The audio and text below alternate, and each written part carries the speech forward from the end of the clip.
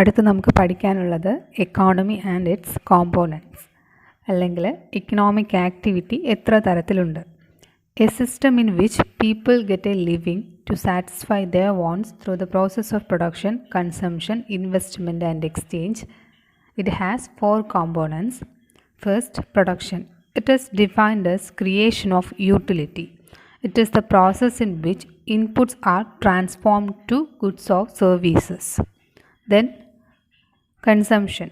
It is defined as usage of goods and services. It is the process by which a good or service is completely used up.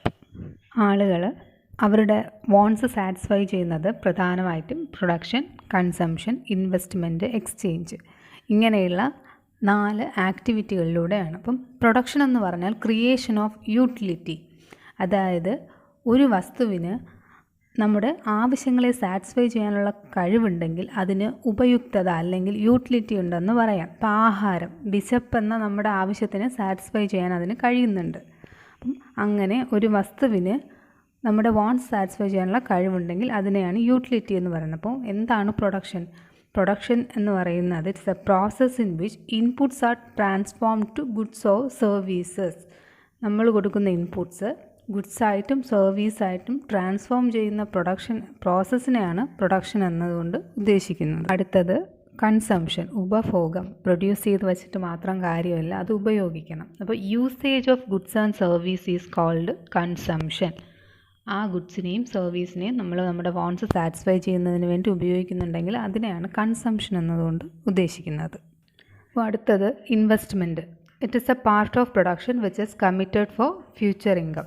അതായത് നിക്ഷേപം എന്നതുകൊണ്ട് ഇവിടെ ഉദ്ദേശിക്കുന്നത് പ്രൊഡക്ഷനിലൂടെ കിട്ടുന്ന വരുമാനം അല്ലെങ്കിൽ ഒരു പ്രോഫിറ്റിനെ അവർ ഭാവിയിൽ എന്തെങ്കിലും വാണ്ട്സ് സാറ്റിസ്ഫൈ ചെയ്യുന്നതിന് വേണ്ടിയിട്ട് നീക്കി വയ്ക്കുന്നതിനെയാണ് ഇൻവെസ്റ്റ്മെൻറ്റ് എന്നതുകൊണ്ട് ഉദ്ദേശിക്കുന്നത്. അടുത്ത ഡിസ്ട്രിബ്യൂഷൻ, വിതരണം. It is A part of production which explain how the national income is distributed among different factors of production. ഇപ്പോൾ ഫാക്ടേഴ്സ് ഓഫ് പ്രൊഡക്ഷൻ എന്താണെന്ന് അടുത്ത് പഠിക്കാം. ഡിസ്ട്രിബ്യൂഷൻ എന്ന് പറഞ്ഞാൽ വിതരണം. ഇപ്പോൾ ഒരു പ്രൊഡക്ഷൻ യൂണിറ്റ് ആകുമ്പോൾ അല്ലെങ്കിൽ ഒരു ഉൽപ്പാദന യൂണിറ്റ് ആകുമ്പോൾ ഒരുപാട് പേര് അതിൽ എൻഗേജ് ചെയ്തിട്ടുണ്ടാവും. അപ്പോൾ അവർക്ക് ഇൻകം ഡിസ്ട്രിബ്യൂട്ട് ചെയ്യുന്നതിനെയാണ് വിതരണം എന്നതുകൊണ്ട് ഉദ്ദേശിക്കുന്നത്. അപ്പോൾ അടുത്ത് നമുക്ക് പഠിക്കാനുള്ളത് ഫാക്ടേഴ്സ് ഓഫ് പ്രൊഡക്ഷൻ അല്ലെങ്കിൽ ഉൽപ്പാദക ഘടകങ്ങൾ. പ്രൊഡക്ഷൻ പ്രോസസ്സിൽ എൻഗേജ് ചെയ്യുന്നവരാണ് ഈ ഉൽപ്പാദക ഘടകങ്ങൾ. അപ്പോൾ നമുക്കൊരു എക്സാമ്പിൾ വെച്ചിട്ട് നോക്കാം. ഒരു സ്ഥലത്ത് ഒരു ഫാക്ടറി വരെയാണ്. ആ ഫാക്ടറിക്ക് ഫസ്റ്റ് എന്ത് വേണം? ലാൻഡ് വേണം. ആ ലാൻഡ് വെറുതെ കൊടുക്കുമോ? ഇല്ല. അവർക്ക് എന്ത് കൊടുക്കണം? റെൻറ്റ് കൊടുക്കണം. അപ്പോൾ ലാൻഡിന് കിട്ടുന്ന റിവാർഡാണ് റെൻറ്റ് എന്ന് പറയുന്നത്. So part of income goes to the owner of the land in the form of rent. വാടക കൊടുക്കേണ്ടി വരും. ദെൻ ആ ഫാക്ടറി അടുത്ത് വരുമ്പോൾ എന്ത് വേണം? അവിടെ ആൾക്കാർ വേണം അല്ലെങ്കിൽ തൊഴിലാളികൾ വേണം പണിയെടുക്കാൻ, ലേബേഴ്സ് വേണം. അപ്പോൾ ലേബേഴ്സിന് കൊടുക്കുന്നതാണ് വേജസ്. ദെൻ മൂന്നാമത്തെ പ്രൊഡക്ഷൻ പ്രോസസ്സിലുള്ള ആളാണ് ക്യാപിറ്റൽ, മൂലധനം. വെറുതെ ഒരു ഫാക്ടറി തുടങ്ങാൻ പറ്റില്ല. അതിനെന്ത് വേണം? അത്യാവശ്യം കയ്യിൽ പൈസ കരുതിയിരിക്കണം. ആ പൈസയ്ക്ക് അയാൾ ചിലപ്പോൾ ബാങ്കിൽ നിന്ന് ലോണായിരിക്കും എടുക്കുന്നത്. അങ്ങനെ പൈസ കൂട്ടിയായിരിക്കും ഒരു ഫാക്ടറി തുടങ്ങുന്നത്. അതിനെന്ത് കൊടുക്കണം? ഇൻട്രസ്റ്റ് കൊടുക്കണം. നാലാമത്തത് entrepreneur. Part of income goes to the entrepreneurs in the form of profit. വെറുതെ ആയിരിക്കില്ലല്ലോ ഒരു ഫാക്ടറി അവിടെ തുടങ്ങുന്നത്. എന്ത് ഉദ്ദേശത്തിലായിരിക്കും? എപ്പോഴും പ്രോഫിറ്റ് മോട്ടീവായിരിക്കും. ലാഭത്തിന് വേണ്ടിയിട്ടായിരിക്കും ഇവരെന്ത് ചെയ്യുന്നത്? ഇങ്ങനെ ഒരു ഫാക്ടറി അവിടെ കൊണ്ടുവരുന്നത്. അപ്പോൾ പ്രധാനമായും 4 തരത്തിലുള്ള ഫാക്ടേഴ്സ് ഓഫ് പ്രൊഡക്ഷൻ. ലാൻഡിന് കിട്ടുന്ന റിവാർഡാണ് റെൻറ്റ്. ലേബർ, വേജ് കിട്ടണം. ക്യാപിറ്റലിന് ഇൻട്രസ്റ്റ് കിട്ടണം. ഓൺട്രപ്രണർ ആണെങ്കിൽ അയാൾക്ക് എന്ത് ചെയ്യണം? പ്രോഫിറ്റ് കിട്ടണം. ഇങ്ങനെ 4 പേരും ചേർന്നതാണ് ഫാക്ടേഴ്സ് ഓഫ് പ്രൊഡക്ഷൻ. ചിലപ്പോൾ ഓൺട്രപ്രണറിന് പകരം ഓർഗനൈസേഷൻ എന്നായിരിക്കും എക്സാമിന് ചോദിക്കുന്നത്. അപ്പം അതൊന്ന് ശ്രദ്ധിച്ചേക്കണം.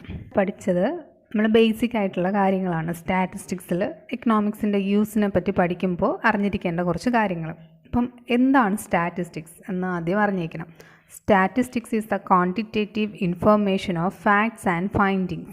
ഫാക്ട്സും ഫൈൻഡിങ്സിൻ്റെയും ഒരു ക്വാണ്ടിറ്റേറ്റീവ് ഇൻഫർമേഷനാണ്. അതായത് നമ്പേഴ്സിൻ്റെ രൂപത്തിൽ അല്ലെങ്കിൽ ഫിഗേഴ്സിൻ്റെ രൂപത്തിൽ നമുക്ക് എക്സ്പ്ലെയിൻ ചെയ്ത് തരുന്നതാണ് സ്റ്റാറ്റിസ്റ്റിക്സ് എന്ന് പറയുന്നത്.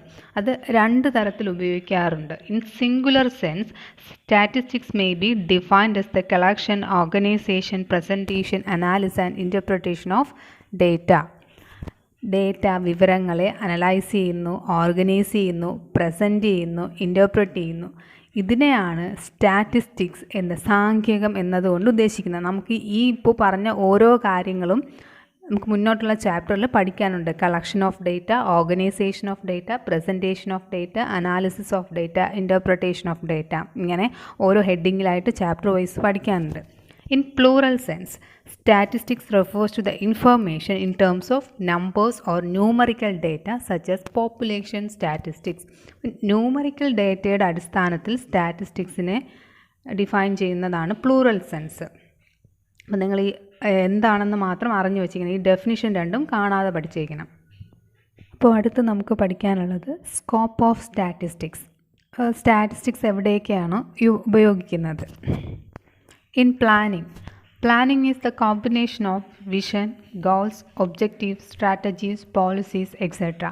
Statistics help to get the necessary information about the planning which depends upon the analysis of statistical data. Planning പ്രോസസ്സിൽ ഉപയോഗിക്കാറുണ്ട്. അതായത് പ്ലാനിംഗ് എന്ന് പറയുന്നത് എന്തെങ്കിലും പ്രത്യേക ലക്ഷ്യം നേടിയെടുക്കാൻ വേണ്ടിയിട്ട് ചെയ്യുന്ന പ്രോഗ്രാമുകളെയാണ് പ്ലാനിംഗ് എന്നതുകൊണ്ട് ഉദ്ദേശിക്കുന്നത്. അപ്പം സ്റ്റാറ്റിസ്റ്റിക്സ് ഹെൽപ്പ് ചെയ്യുന്നത് ആ പ്ലാനിങ്ങിന് വേണ്ടിയിട്ടുള്ള ആവശ്യമായിട്ടുള്ള ഇൻഫർമേഷൻ കളക്ട് ചെയ്യാൻ വേണ്ടിയിട്ടാണ്. നിങ്ങൾ പത്രത്തിലൊക്കെ ചില സമയങ്ങളിൽ കാണാറുണ്ട്, ഇത്ര ശതമാനം വളർച്ച നേടി ഇന്ത്യ, അല്ലെങ്കിൽ നെഗറ്റീവ് ഗ്രോത്ത് ആണ് ഇന്ത്യ രേഖപ്പെടുത്തിയിരിക്കുന്നത്, അല്ലെങ്കിൽ ഇപ്പോഴത്തെ സിറ്റുവേഷൻ തന്നെ എടുത്താലും മതി. ഈ കൊറോണ സിറ്റുവേഷനിൽ ഓരോ കണക്കുകളും ഇത്ര ശതമാനമാണ് റേറ്റ്, അതായത് രോഗത്തിൻ്റെ വ്യാപനം എന്നൊക്കെ പറയുന്നത് ഈ സ്റ്റാറ്റിസ്റ്റിക്കൽ ഡേറ്റയുടെ അടിസ്ഥാനത്തിലാണ്. അതായത് ന്യൂമറിക്കൽ ഇൻഫർമേഷൻ കളക്ട് ചെയ്തുകൊണ്ട് ആണ് ഇതൊക്കെ പറയുന്നത്. രണ്ടാമത്തത് in economics, statistical analysis are used in solving different economic problems such as consumption, production, distribution, investment, unemployment, etc. Tools like time series analysis, demand analysis, forecasting techniques are used. അപ്പോൾ ഇതൊന്ന് ആലോചിക്കണം. എക്കണോമിക്സിൽ എന്തിനാണ് statistics ഉപയോഗിക്കുന്നത്? പ്രധാനമായിട്ടും economic problems solve ചെയ്യുന്നതിന് വേണ്ടിയിട്ടാണ്. ഇപ്പോൾ poverty, unemployment, consumption, production, distribution, ഇങ്ങനത്തെ എക്കണോമിക് ആക്ടിവിറ്റീസിൽ ഒരുപാട് തരത്തിലുള്ള പ്രോബ്ലംസ് ഉണ്ടാവാറുണ്ട്, അല്ലെങ്കിൽ എക്കോണമിയിൽ തന്നെ പലതരത്തിലുള്ള പ്രശ്നങ്ങൾ ഉണ്ടാവാറുണ്ട്. അൺഎംപ്ലോയ്മെൻറ്റ്, തൊഴിലില്ലായ്മ. അപ്പോൾ നമ്മൾ വെറുതെ പറയുകയാണ്, ഒരു ഫാക്റ്റായിട്ട് പറയുകയാണ് ഇന്ത്യയിൽ തൊഴിലില്ലായ്മ നിലനിൽക്കുന്നു എന്ന് പറഞ്ഞു കഴിഞ്ഞാൽ നമുക്ക് ആ ഒരു ഫാക്റ്റ് മാത്രമേ മനസ്സിലാവൂ. പക്ഷെ അത് ന്യൂമറിക്കലി അവതരിപ്പിക്കുമ്പോൾ, അല്ലെങ്കിൽ 30% തൊഴിലില്ലായ്മ നിലനിൽക്കുന്നുണ്ട്, 40% തൊഴിലില്ലായ്മ നിലനിൽക്കുന്നുണ്ട്, ഈ ശതമാന കണക്കിൽ അല്ലെങ്കിൽ ന്യൂമറിക്കൽ ഡേറ്റയുടെ കണക്കിൽ പ്രോബ്ലംസിനെ പറയുന്നതിന് വേണ്ടിയിട്ടാണ് സ്റ്റാറ്റിസ്റ്റിക്സ് എക്കണോമിക്സിൽ ഉപയോഗിക്കുന്നത്. അതിന് പലതരത്തിലുള്ള ടെക്നിക്സ് ഉണ്ട്. നിങ്ങൾക്കിനി മുന്നോട്ട് പോകുമ്പോൾ പഠിക്കാം. ടൈം സീരീസ് അനാലിസിസ് എന്താണ്, ഡിമാൻഡ് അനാലിസിസ് എന്താണ് ഫോർകാസ്റ്റിംഗ് ടെക്നിക്സ് എന്നതൊക്കെ. ഈ സ്കോപ്പ് ഓഫ് സ്റ്റാറ്റിസ്റ്റിക്സ് എന്നതുകൊണ്ട് ഉദ്ദേശിക്കുന്നത് ഏരിയ ഓഫ് സ്റ്റഡിയാണ്, എവിടെയൊക്കെ സ്റ്റാറ്റിസ്റ്റിക്സ് ഉപയോഗിക്കുന്നു എന്നുള്ളത്. അപ്പോൾ മൂന്നാമത്തതാണ് business. Statistics help businesses to test and make correct decision about the location of the business, marketing the product, financial resources based on the statistical information. ഇപ്പോൾ ഒരാളൊരു business തുടങ്ങിക്കഴിഞ്ഞാൽ അത് ചിലപ്പോൾ സക്സസ് ആവാം, അല്ലെങ്കിൽ ഫെയിലുവർ ആവാം, അല്ലെങ്കിൽ അവരുടെ ടേൺ ഓവർ, പ്രോഫിറ്റ്, ഇങ്ങനെയുള്ള കാര്യങ്ങൾ കൂടാം കുറയാം. അപ്പോൾ ഇങ്ങനെയുള്ള കാര്യങ്ങളെല്ലാം അനലൈസ് ചെയ്യുന്നത് സ്റ്റാറ്റിസ്റ്റിക്കൽ ഇൻഫർമേഷൻ വച്ചിട്ടാണ്. അതായത് അവർ പ്രോഫിറ്റ് ഹൈ ആവുന്നുണ്ടോ, പ്രോഫിറ്റ് ലോ ആവുന്നുണ്ടോ, ഇതൊക്കെ അവർ ഡയഗ്രമാറ്റിക്കായിട്ടും ന്യൂമറിക്കലായിട്ടും എക്സ്പ്ലെയിൻ ചെയ്യുന്നതിന് വേണ്ടി ഉപയോഗിക്കുന്ന ഒരു ടൂളാണ് സ്റ്റാറ്റിസ്റ്റിക്സ്. ദെൻ നാലാമത്തത് in state management, in order to set different policies to run an economy efficiently and allocating economy resources in various sectors based on different statistical tools. അതായത് management, state management പ്രധാനമായിട്ടും ഒരു എക്കോണമിയിൽ പലതരത്തിലുള്ള policies കൊണ്ടുവരും government. അപ്പോൾ അത് കറക്റ്റായിട്ട് execute ചെയ്യുന്നതിന് വേണ്ടിയിട്ട് സ്റ്റാറ്റിസ്റ്റിക്കൽ ടൂൾസിൻ്റെ ആവശ്യമുണ്ട്. അപ്പോൾ അഞ്ചാമത്തെ പോയിൻ്റാണ് in research activities. Statistical techniques are used for collecting information during research and also for analysis and interpretation of research findings.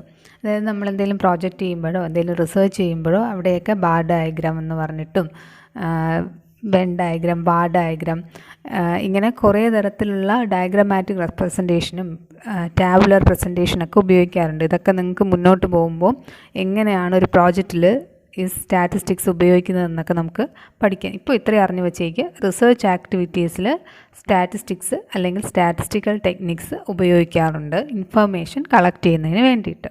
Then അടുത്ത് in administration it is being widely used to formulate and forecast different plans and policies of the state administration. Government സെക്ടറിലും എന്ത് ചെയ്യാറുണ്ട്, statistics ഉപയോഗിക്കാറുണ്ട്. ഇവിടെ full ഉപയോഗിക്കുന്നത് എന്താണ്, numerical data analysis ആണ്. അപ്പോൾ ഒരു പ്ലാനിങ് കൊണ്ടുവന്നാൽ, എന്തെങ്കിലും ഒരു പ്ലാൻസ് കൊണ്ടുവന്നു കഴിഞ്ഞാൽ അത് വിജയിക്കുകയോ ഇല്ലയോ, അപ്പോൾ ഈ വർഷം അത് കൊണ്ടുവന്നു കഴിഞ്ഞാൽ അടുത്ത വർഷം മാത്രമേ അതിൻ്റെ എഫക്റ്റ് അറിയാൻ പറ്റൂ. അപ്പോൾ അതെന്തെങ്കിലും ആ പ്ലാൻ കൊണ്ടുവന്നത് കൊണ്ട് വളർച്ച ഉണ്ടായിട്ടുണ്ടോ എന്നൊക്കെയുള്ള കാര്യങ്ങൾ അറിയണമെങ്കിൽ ഫിഗേഴ്സ് വേണം, അതായത് ന്യൂമറിക്കൽ ഡേറ്റ തന്നെ വേണം. അതിനെന്ത് ചെയ്യാം, സ്റ്റാറ്റിസ്റ്റിക്സ് ഉപയോഗിക്കാം. അപ്പോൾ ഇതൊക്കെയാണ് സ്കോപ്പ് ഓഫ് സ്റ്റാറ്റിസ്റ്റിക്സ് എന്ന് പറയുന്നത്.